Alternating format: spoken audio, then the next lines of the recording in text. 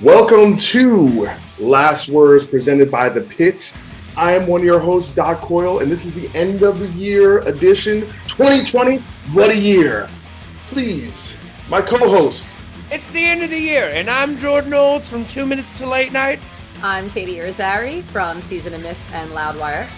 And our guest this week is Terry BEEZ from Moshtalks and That's Not Metal podcast. And I don't know how many credits this guy has. He's a turncoat. You know, he left jolly old England for Los Angeles to, I don't know, was it a Gold Rush? Is it Fortune and Glory? What brings you here? What brings me? You sound like they do when they stop me at customs. I'm here just to bring good rock and metal to the masses, which is pretty much what 2020 has done. Okay, well, you're going to have to declare that before we let you in. Yeah, exactly. Story of my life, Jordan. All right, guys, we're going to be talking about our top 3 albums of the year. If you in the audience enjoy this conversation, be sure to check out our podcast where we talk about our top 10. It's a full 2-hour conversation. All right, number 3. My number 3, Horizont, Sudden Death.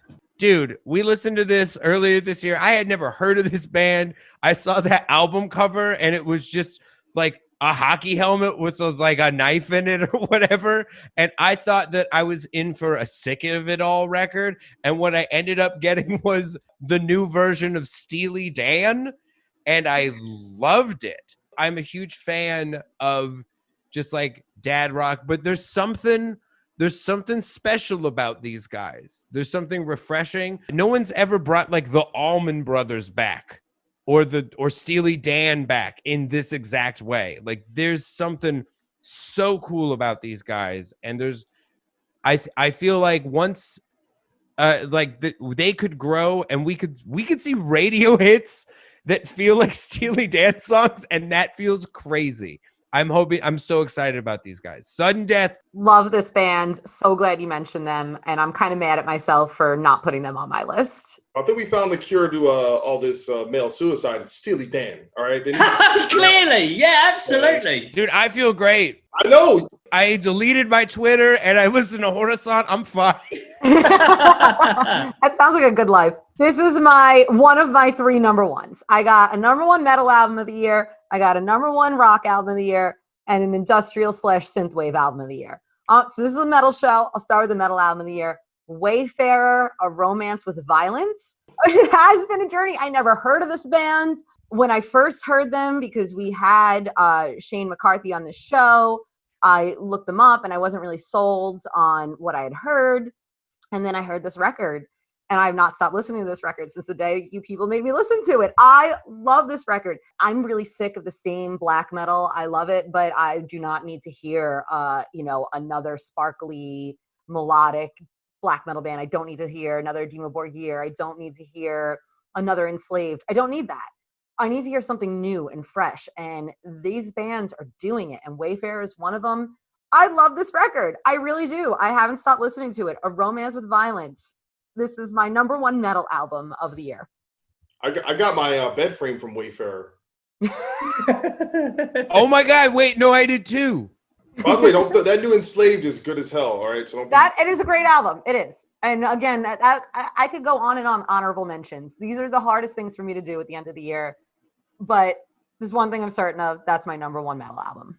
My number 3 album of the year is Mr. Bungle. Raging Wrath. It's like a tongue twister. Raging Wrath of the Easter Bunny demo. I think this is a thrash metal kind of hallmark. In a way, it's an older genre that has a lot of familiar tropes, and it's difficult to present it in a way that feels exciting. And the way they did it was by recruiting 2, if you're doing like, who do I need in my thrash metal band? Probably Scott Ian and Dave Lombardo are on the list. This just came complete left field. I had no idea that they used to sound like this before they became circus keyboard weirdo music.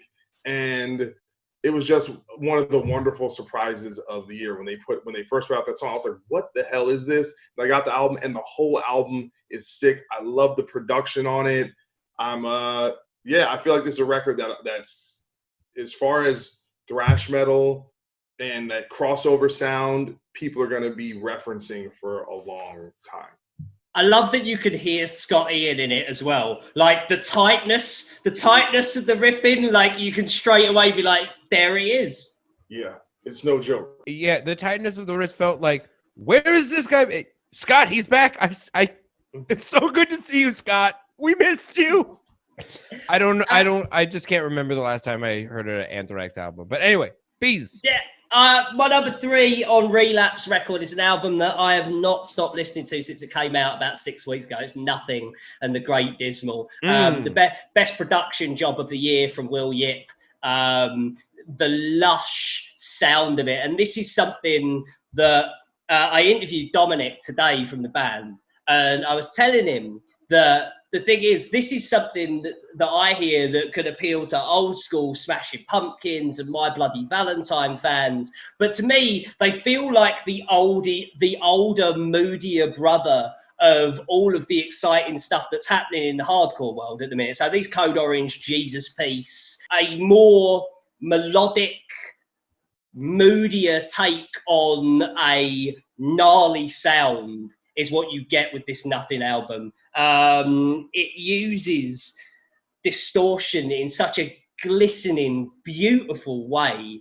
And the album somehow has these like everyone who hears this album wants to talk about how bleak it is. But to me, the vocal melodies are so shimmering and poppy, and the guitar solos are bizarrely straight out of the Rivers Cuomo from Weezer's songbook, in the really simplistic melodic guitar solos that frequently mirror the vocal melody. Just unbelievable record. The late night album of 2020 for me. It's good. We talked about it 2 episodes ago. It's a masterpiece. It sold me on it. I agree. All right, my number 2 of the year. I didn't put a Code Orange on here because of this band. Internal Incarceration by Year of the Knife. These dudes are young. They sound like Converge and Hatebreed had a baby, but are a little political and a little more focused on mental health. And it's awesome. It is a pummeling record. It is that classic buzzsaw, but also bolder Kurt Ballou production. These dudes are the band that I am excited to see follow in the footsteps of the Code Orange. The pathway of weirdness and newness that Code Orange is paving, I want to see what these guys do with it, because I think that is what's going to be the most exciting. For me, okay, so I will go this one with my synthwave industrial pick, which is Ulver, Flowers of Evil. What a record, yes. Yes, this is just another awesome synthwave. I feel like I'm in a dungeon at a goth club, which along with concerts is something that I miss doing greatly. Subtle, sacrilegious vibe, which I kind of like. Instead of that blatant Satanism, there's this subtle existential questioning that I really dig lyrically. It's just a great record. It is a feel-good record. It is a dancing by myself kind of record. Love this band. My number 2 record of the year is Sepultura Quadra. Again, kind of left field for me. I really never got into the Derek Green era of Sepultura wholeheartedly. I would hear songs here and there. Well, that's a cool song. But this is up there with the best things the band's ever done. And I think it's the first thing I've heard in quite some time that doesn't seem to be trying to harken back to something they've done. It's literally we're starting from scratch. The thrash metal is there, but they go into this, it's extremely progressive.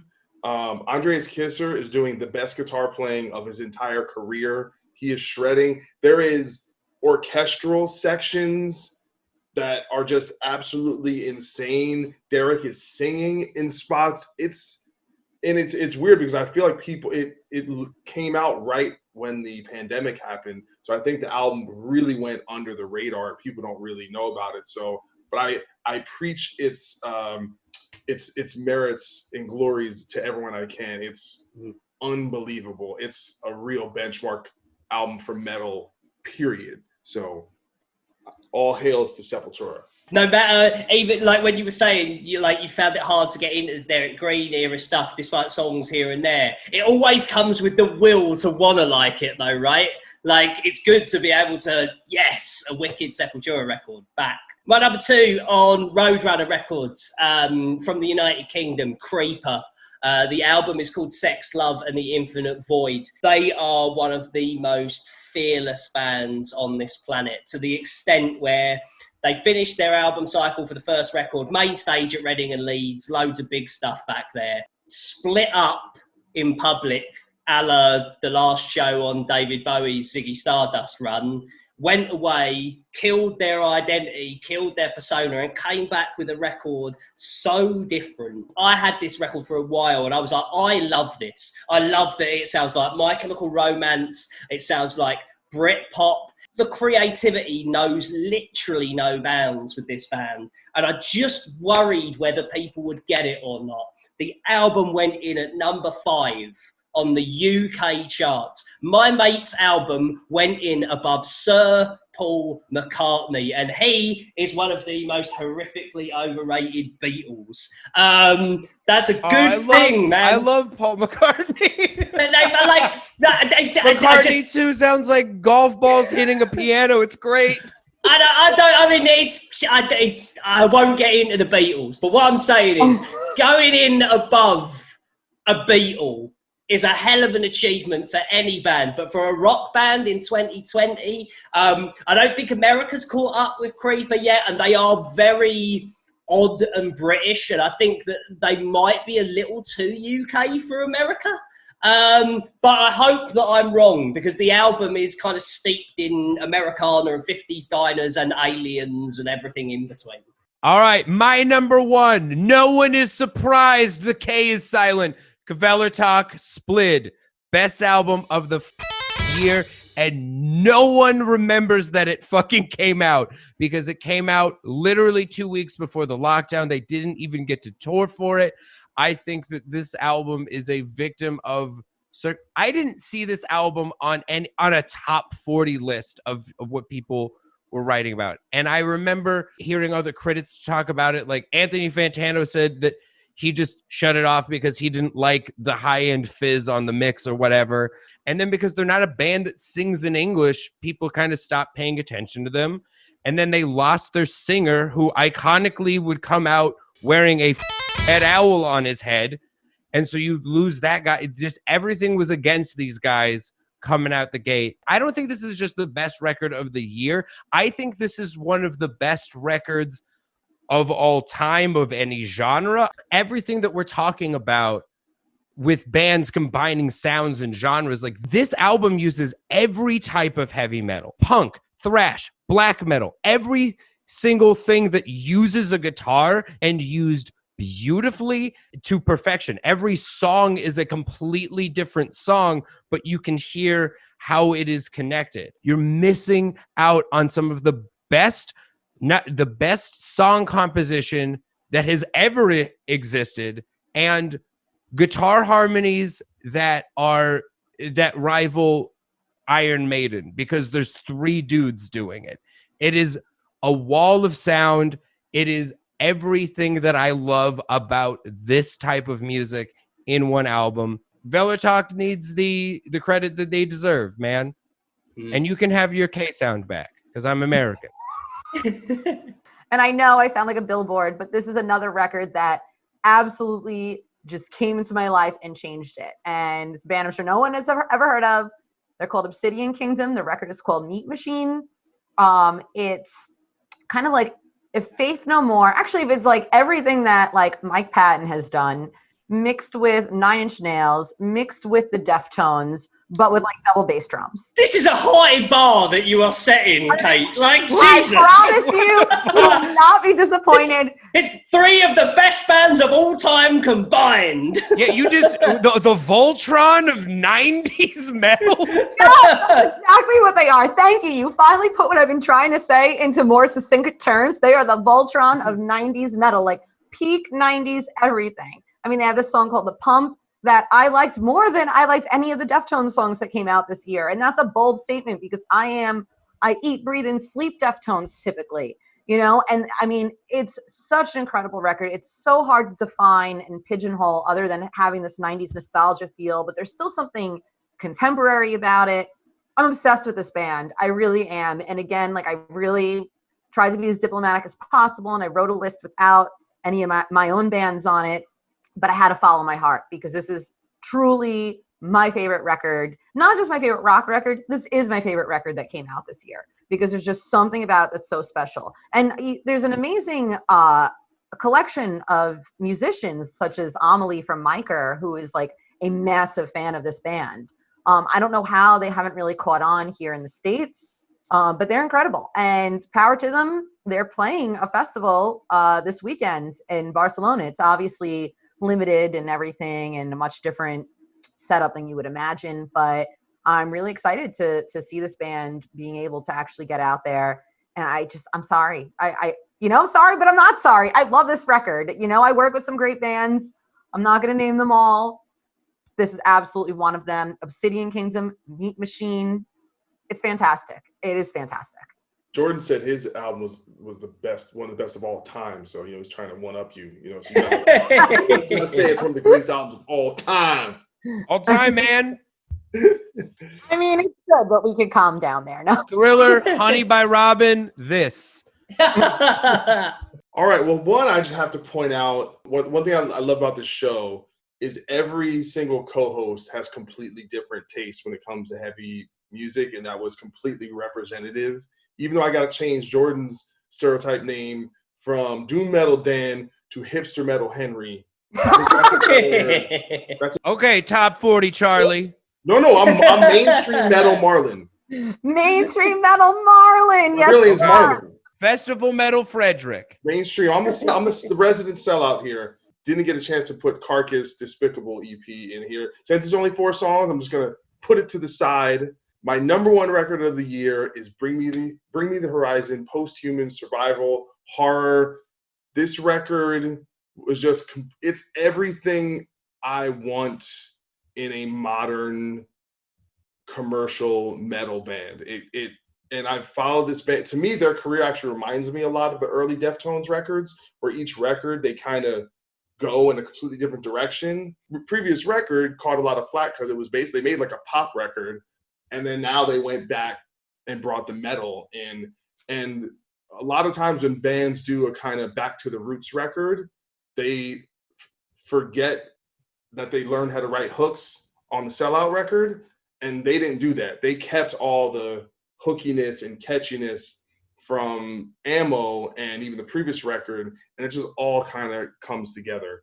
And I just think they're ahead of the curve. They're always 2 or 3 years ahead of every other band that's trying to vie for that, whoever is the most vibrant new band that's trying to play arenas and get young people invested. Like I said, as the resident sellout on this, ultimately I'm still the same person that I was when I started listening to metal. So it's still like the Black Album and Megadeth Countdown to Extinction, and it's Use Your Illusion, Guns N' Roses. So I'm those big records, bands that have songs on the radio and play arenas. That's still the stuff that seems to grab me more than anything. Even though I like it heavy. So this is one of those records where it's just every song is a hit. I really love the baby metal hook on it. Oh, by the way, and one thing I have to say, despite all of us having different tastes, BEEZ knows everybody's. Yeah. That's because this is no look, my friend, an actual nerd. Number one, I'm so happy to say it as well, is Trivium with What the Dead Men Say. Now, I have been so hard on Trivium over the years, right? Historically, because I've always believed that they are one of the best. So creatively, if they've ever taken a misstep, I've been so about it, because I believe they have a level of greatness in them that a lot of the bands from their era, when their new wave big four was them and Bullet for My Valentine and Avenged Sevenfold and Killswitch. Being a Metallica guy, I always looked at Trivium and thought, if they can pull it together, they're the best of the bunch. And what I love about what the Dead Men say is not only do I think it just about topples Shogun as the best record they've ever done, I think it makes sense of albums that in the past I have not liked. So I didn't like what they did on Silence in the Snow when it went turbo power metal and Matt took his vocals in that real, when he couldn't scream for a bit and he went full blown barrel chested power metal. It was a bit not my cup of tea. And now they are infusing that in what they do. No matter what side of modern metal you like, there is something on this record for you. It is wildly consistent. When you think of songs from metal that are used on montages and it's always songs from the past, the riff on what the Dead Men say should be on sports packages from now until you Yanks blow up the planet. I should totally, it is just the greatest hits of modern metal. They have come full circle. And when they were making records like Silence in the Snow and Vengeance Falls are the two that I think let the side down, it has been Trivium's year. Trivium, this year has swallowed bands whole, left, right, and centre. What band has thrived more than Trivium this year? Trivium are bigger because of 2020. Ain't wrong. Even though still my favorite record is Ascendancy, still to this day. That's wild as well. They've got a back catalogue now that is what you wanted from those four bands. Bullet never quite made it. I think Killswitch have been stuck in a rut for a couple of records, just kind of AC/DC in it. Avenged still out there doing things, but Trivium just ate those bands. All right, well, that does it. Thank you for joining us. You have your choice in top 10 content this December, and we're happy that you chose here the last words on the pit. BEEZ. Total honor to be here, because coming to the States, I just wanted to be part of the fabric of what you guys have going on here, and something like this, I know it's just 2 hours to you lot, but it means the world to me coming from the other side of the world. Find me on notfest.com, continuing to do boundary pushing stuff in 2021. I'm on Twitch every Monday, Tuesday, Friday, and Saturday, twitch.tv/Moshtalks. And Moshtalks is the show that I do for Notfest. Get it on the YouTube channel. Get a podcast version wherever you get your podcast. Just search for Moshtalks. It's me yapping on at bands and the usual. You can find me at Merciful Kate on Twitter and Instagram. And be sure to let us know in the comments who's right about their top 10. You can find me at .coyle on Twitter and Instagram, or you go to my website, .coyle.net. You can follow me on social medias at 2 Minutes to Late Night on Instagram, at 2M2LN on Twitter. Follow us on all social media at We Are The Pit. We are here every Thursday talking about heavy metal.